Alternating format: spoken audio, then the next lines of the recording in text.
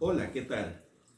Es un privilegio enorme dirigirme hacia ustedes, amados hermanos y auditorio en general. Obviamente no pretendo que todo el mundo me escuche y no pretendo que todo el mundo me apruebe. Si ese mensaje que le voy a compartir, que es el tercero de una serie que hemos preparado sobre primera epístola a los tesalonicenses, mi anhelo, mi deseo como pastor y ministro de la palabra de Dios es que los creyentes en Cristo Jesús sean edificados, sean fortalecidos y, cómo no, sus vidas cristianas sean inspiradas por el consejo de la palabra de Dios. Quiero hacer un pequeño resumen de los dos mensajes anteriores para que podamos recordar. En el primer mensaje sobre esta epístola que le titulé Una iglesia ejemplar, les decía que esta iglesia se hizo un ejemplo para toda Macedonia y Acaya, según el testimonio que da la misma epístola en el versículo 7 y 8 del capítulo 1. Es porque estas personas recibieron la palabra con mucha alegría, con mucho entusiasmo, y creyeron en el Señor Jesucristo. Es decir, tuvieron su origen o su inicio en el camino de la fe, en el camino del Evangelio, como en aquella época era conocido el camino solamente. Y en el versículo 1 de 1 Tesalonicenses capítulo 1, dice así: Pablo, Silvano y Timoteo, a la iglesia de los tesalonicenses, en Dios nuestro Padre y en el Señor Jesucristo. Esta iglesia se hizo ejemplar porque permanecían en Dios Padre y en nuestro Señor Jesucristo. Eso implica un principio, el principio del camino para ellos, el principio de la fe para ellos, el principio de una nueva vida para ellos, ya que también a través de la lectura de esta epístola nos encontramos que habitaban en una ciudad cosmopolita muy importante, era una colonia del Imperio Romano, y por lo consiguiente también había las costumbres paganas de Roma, las costumbres paganas de los griegos y las propias costumbres que brotan de un corazón perverso sin Dios, sin Cristo y sin esperanza. Este inicio de este nuevo caminar implica, en primer lugar, tener un encuentro con Dios, un encuentro personal con nuestro Señor Jesucristo. Pero también implica una constancia, una perseverancia para poder permanecer en ese camino. El segundo ejemplo de esta iglesia está narrado en el versículo 3, donde fundamentaban su permanencia, su constancia en la fe, porque perseveraban en el amor, en la fe y en la esperanza.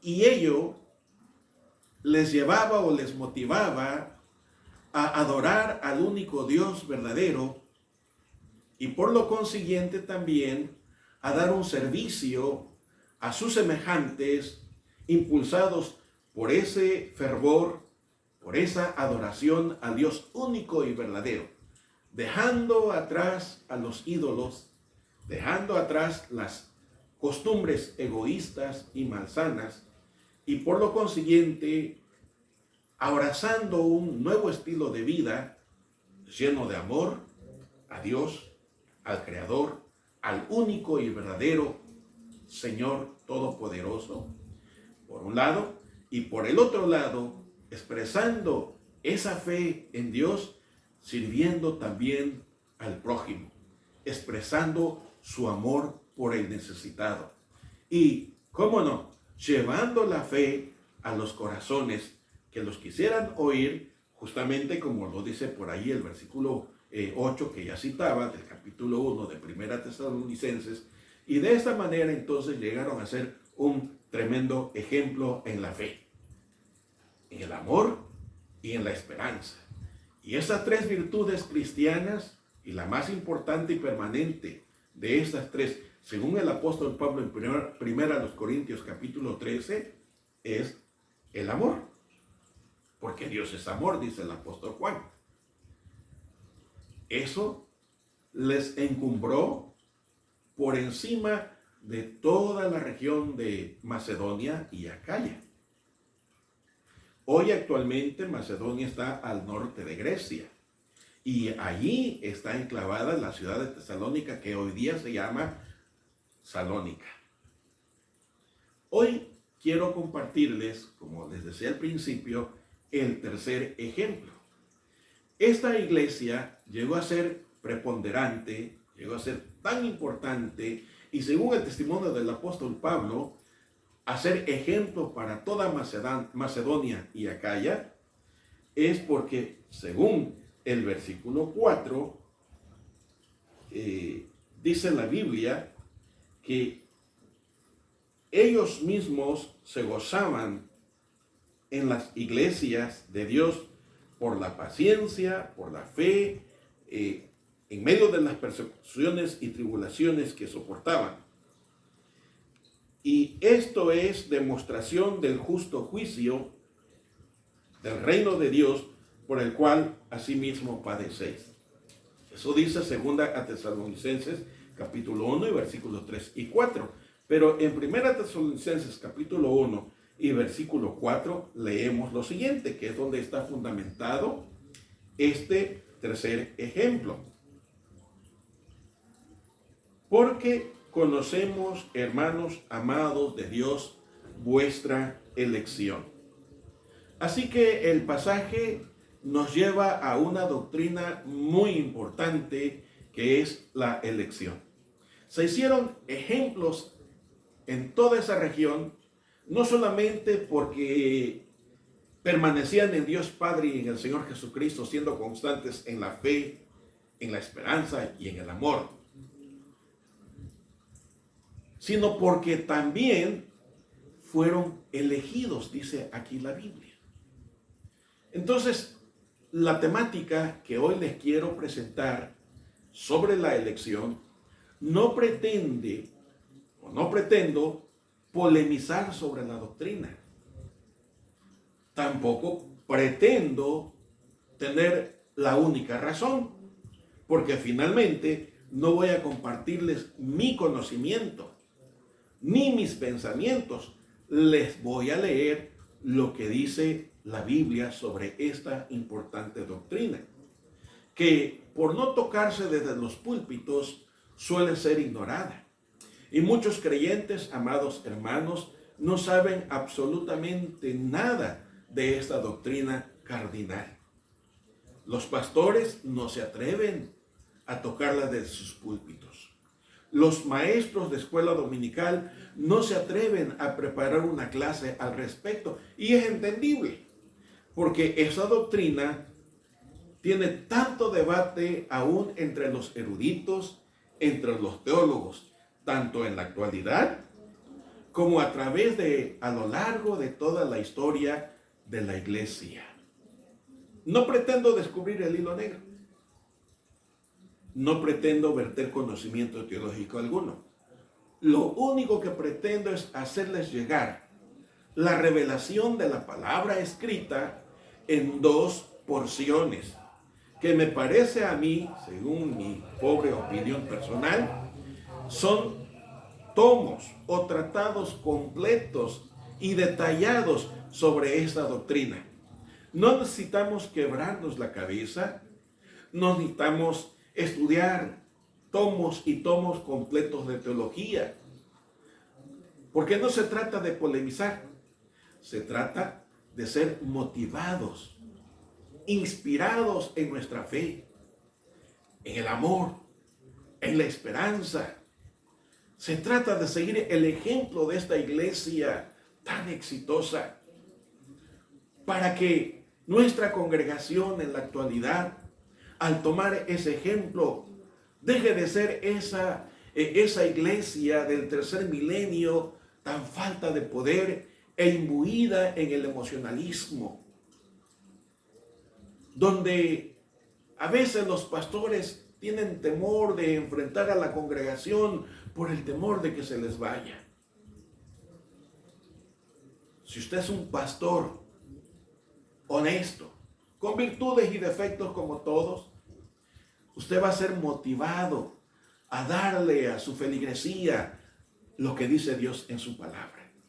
Y eso es lo que me motiva a mí personalmente al compartirles este mensaje, fundamentado especialmente en dos porciones bíblicas que se las voy a leer, que están en Efesios capítulo 1, versículos 3 al 14, y Romanos capítulo 8, del 28 en adelante. Primero les leo Efesios capítulo 1, versículos 3 al 14, que dicen así: Bendito sea el Dios y Padre de nuestro Señor Jesucristo, que nos bendijo con toda bendición espiritual en los lugares celestiales en Cristo, según nos escogió en Él antes de la fundación del mundo, para que fuésemos santos y sin mancha delante de Él, en amor habiéndonos predestinado para ser adoptados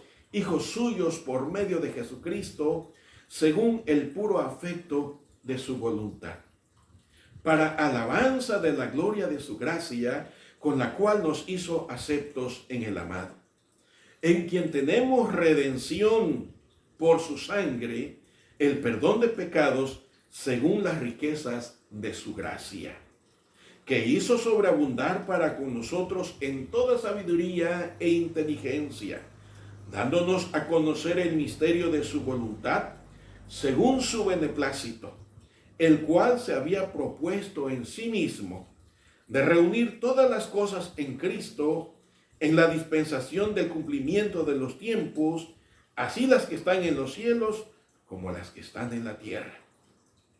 En Él, asimismo, tuvimos herencia, habiendo sido predestinados conforme al propósito del que hace todas las cosas, según el designio de su voluntad, a fin de que seamos para alabanza de su gloria, nosotros los que primeramente esperábamos en Cristo. En Él también ustedes, habiendo oído la palabra de verdad, el evangelio de su salvación, y habiendo creído en Él, fueron sellados con el Espíritu Santo de la promesa, que es las arras de nuestra herencia hasta la redención de la posesión adquirida para alabanza de su gloria. Esa lectura nos revela el misterio, ¿sí? Porque muchos argumentan que no tocan esa doctrina porque es un misterio. Un misterio es algo que está oculto, pero que cuando se da a conocer, deja de ser misterio. Y este misterio de la elección es un acto real de Dios, porque la elección consiste en que Dios, en la eternidad pasada, eligió al pecador para salvarlo, cuyo propósito es presentarlo delante de Él, como leímos en Efesios, para la alabanza de su gloria. Así que, como verán, no necesitamos quebrarnos la cabeza. La elección es un acto de Dios y se fundamenta en su señorío. Dice aquí que por el puro afecto de su voluntad. Y dice el otro texto, según el designio de su voluntad. Así que, para empezar, Dios, al llevar a cabo este acto en la eternidad pasada, el acto de elegir al pecador para salvarlo, transformarlo y presentarlo para la alabanza de su gloria, es un acto completamente de Dios, donde el pecador no tiene nada que ver. Es un asunto de Dios y no tenemos facultad para recriminar a Dios o tacharlo de injusto, porque nosotros entendemos la elección en nuestra mente tan limitada, tan finita, como el acto de una repartición. La elección no es una repartición, es el acto de Dios en elegir al pecador para redimirlo, para justificarlo, para llamarlo, para hacerlo heredero, para adoptarlo como hijo suyo y luego presentarlo sin mancha alguna para la alabanza de su gloria allá en su divina presencia. Que no la entendamos por nuestra mente limitada, por nuestro conocimiento pequeñito, no nos da derecho de negarla. Tampoco nos da el derecho de torcerla. ¿Para qué entonces rompernos la cabeza tratando de satisfacer las más mínimas interrogantes o las máximas interrogantes que pudiéramos hacernos en nuestra incomprensión? ¿Qué no es más fácil aceptar en fe y con gozo lo que Dios nos da a conocer en su palabra? En primer lugar, entonces, la elección es un acto de Dios que consiste en la salvación del pecador. Salvación que fue comprada a precio, aquí lo leímos en Efesios capítulo 1, a precio de la sangre del Hijo de Dios, el Cordero de Dios que quita los pecados del mundo, como pregonaba Juan el Bautista. O como dijo el apóstol Juan en su primera epístola, capítulo 2, que Él es la expiación y la propiciación de nuestros pecados y por los de todo el mundo. Así que la elección no es el escogimiento de que unos para la gloria y otros para el infierno. Así solemos entenderlo, pero estamos equivocados en nuestra percepción, porque Dios no enseña tal cosa. Dios dice que elige al pecador para salvarlo. Y vamos a ir a Romanos capítulo 8, donde se nos da una serie de eslabones, si me permiten usar la expresión, donde con suma facilidad se puede entender ese maravilloso plan de Dios consistente en la salvación del pecador. La Biblia dice que Dios no quiere que nadie se pierda. La Biblia dice que Dios quiere que todos procedan al arrepentimiento. Dios no hizo el infierno y el lago de fuego para el hombre, pero el hombre se hace merecedor de esos lugares o de ese lugar, según sea su concepto y percepción. Como le dije, yo no estoy polemizando teológicamente, estoy simplemente compartiendo el mensaje de la elección, porque la iglesia de Tesalónica, los creyentes que la conformaban, dice allí que fueron elegidos por Dios. Qué increíble es esto, qué inconcebible. Quizás por eso el ser humano, en términos generales, la rechaza.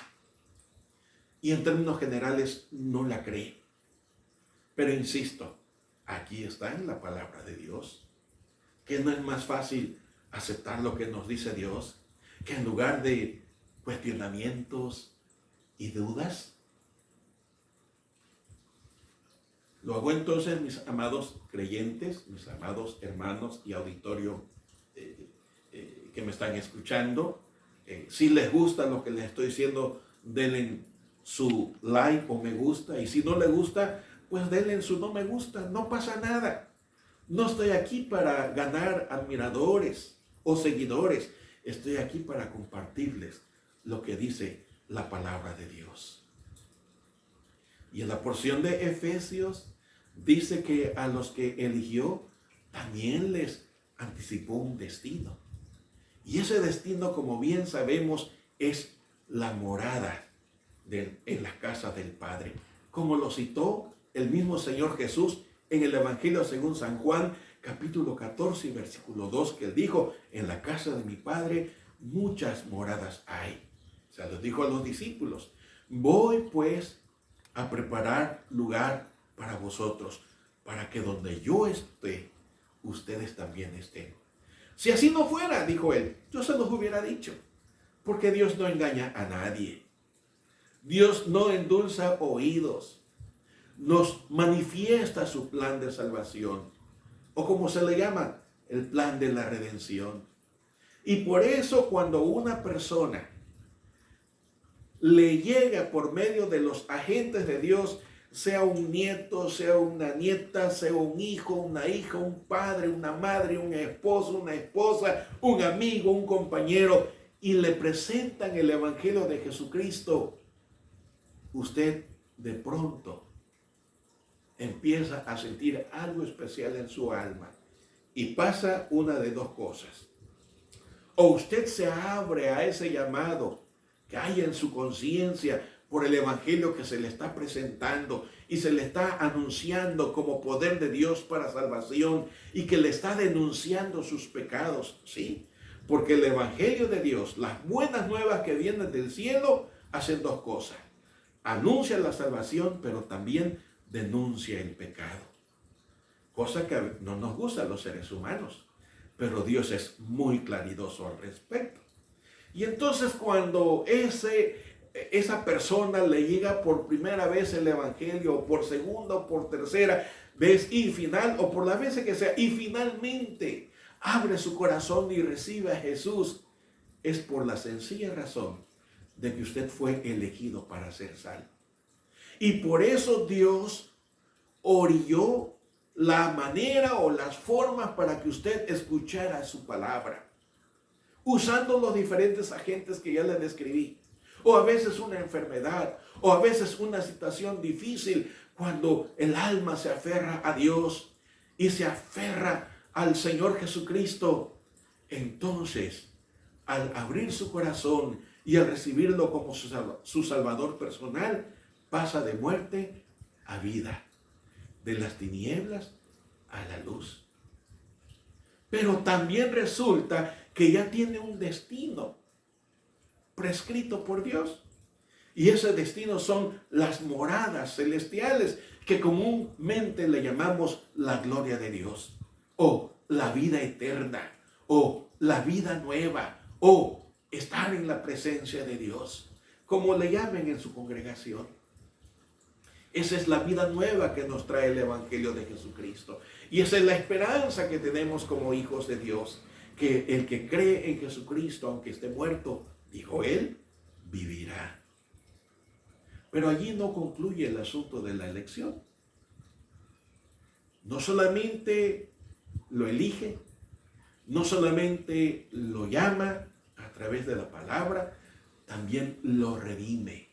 Es decir, hay que pagar el precio por ser pecador. Y ese precio no lo puede pagar el pecador por sí mismo. Por eso Jesús, el Hijo de Dios, vino a esta tierra para entregar su vida en la cruz. Por eso fue señalado como el Cordero.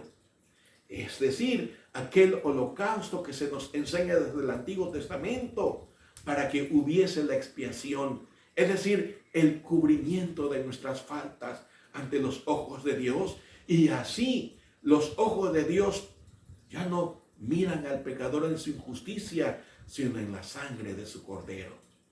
Bajo la sangre que lo cubre, que lo limpia, que lo transforma.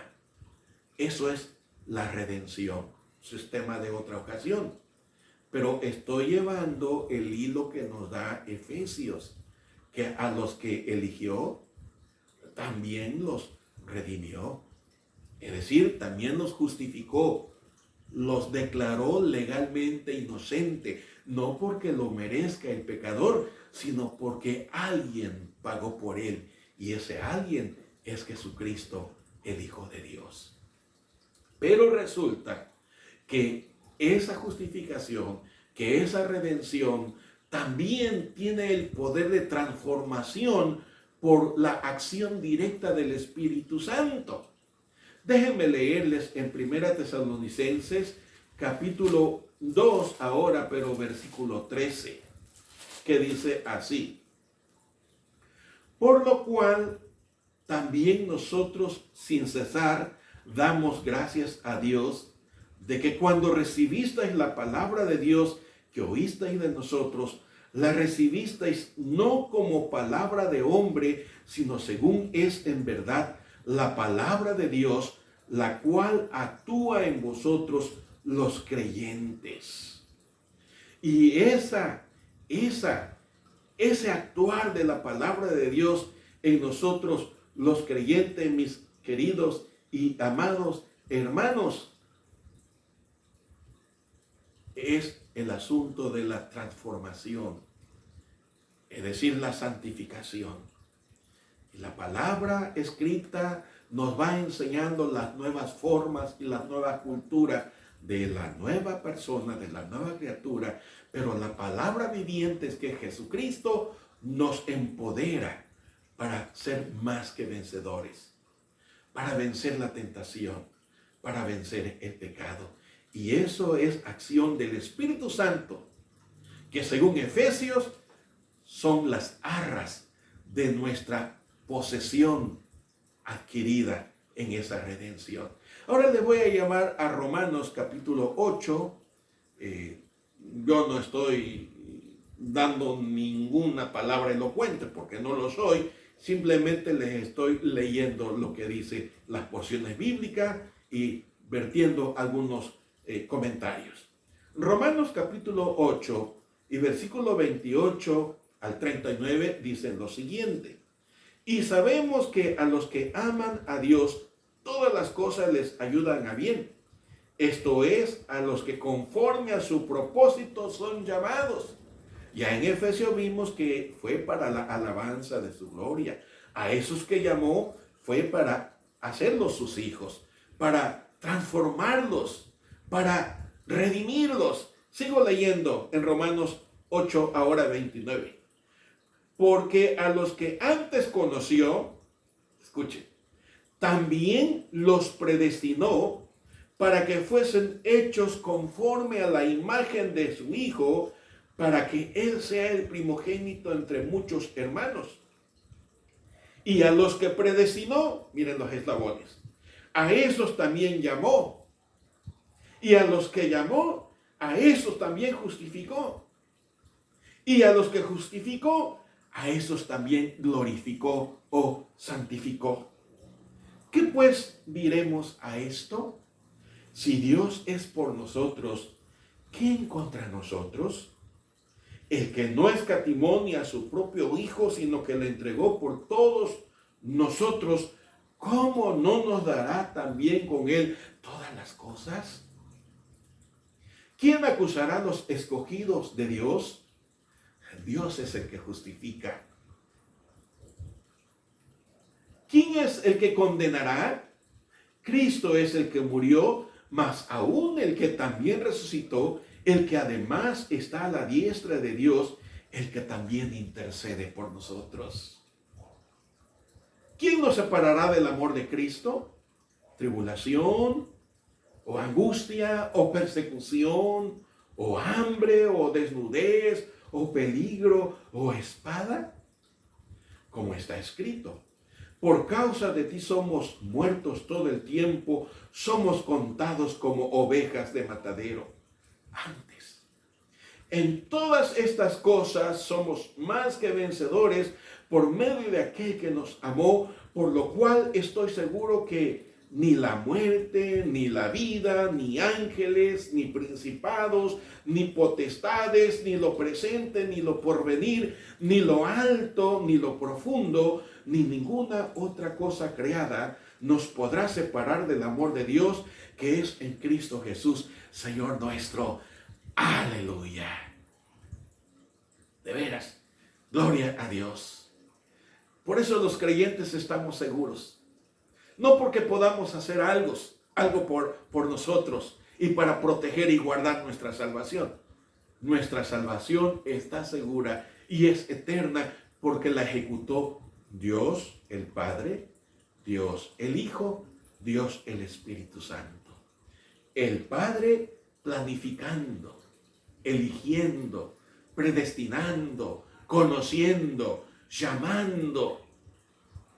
Y Jesucristo, Dios Hijo, ejecutando la obra planificada de salvación por el Padre, por su propio cuerpo, entregándose en la cruz como el sacrificio, como la expiación para nuestros pecados. Y no solamente los nuestros, sino para los de todo el mundo. Por eso a veces tenemos un enorme problema los predicadores al presentar la salvación.